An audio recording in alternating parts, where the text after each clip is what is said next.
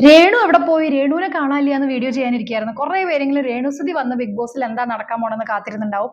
അതിലൊരാളാണ് ഞാനും. ഈ രേണു എന്താണ് കാര്യങ്ങൾ ചെയ്യാൻ പോണേ, രേണുവിനെ എങ്ങനെയാണ് നമ്മൾ ഇനി ബിഗ് ബോസിൽ വന്നിട്ട് കാണാൻ പോണെന്നൊക്കെ വെയിറ്റ് ചെയ്തിരിക്കുകയായിരുന്നു.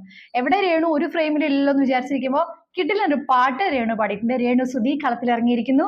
നല്ല കൊട്ടും പാട്ടും മേളൊക്കെ ആയിട്ട് ബെഡ്റൂമിൽ ഒരു പാട്ടിന്റെ മേളം സ്റ്റാർട്ട് ചെയ്ത് രേണു ആണ് കേട്ടോ. അപ്പുറത്ത് നമ്മുടെ ജനറേഷന്റെ ചർച്ചകൾ, ഈ ജെൻസി കിഡ്സും ആൽഫ കിഡ്സും അങ്ങനത്തെ കുറച്ച് ചർച്ചകളൊക്കെ നടക്കുമ്പോൾ എല്ലാവരും അവിടെയായിരുന്നു. ഇപ്പൊ ബെഡ്റൂമിൽ രേണു പാടി തുടങ്ങിയപ്പോൾ അവിടെ ശ്വേതയുണ്ട്, അതുപോലെ ശാരിക, ബിന്നി, നമ്മുടെ നിവി കുറച്ച് ഫണ്ണ് ആയിട്ടുള്ള ടൈപ്പാട്ടോ പിടിച്ചേക്കണേ. നിവിക്ക് ഫണ്ണ്, ഫുഡ് അങ്ങനെ അങ്ങനെ കളിച്ച് നടക്കുന്നുണ്ട്. പക്ഷെ അതിന്റെ കാര്യങ്ങളോട് അടുക്കുമ്പോൾ എന്താവും നിവിയുടെ ക്യാരക്ടർ മാറാൻ പോകുന്നത് നമുക്ക് നോക്കാം.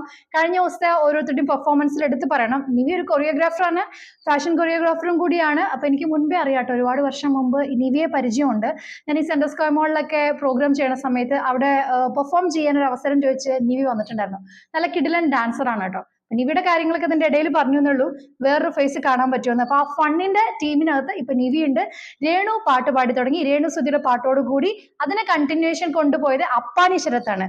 നല്ല പാട്ടും മേളൊക്കെ ആയിട്ട് കൊട്ടും പാട്ടും ഒക്കെ ആയിട്ട് അവിടെ തകർക്കാണ്.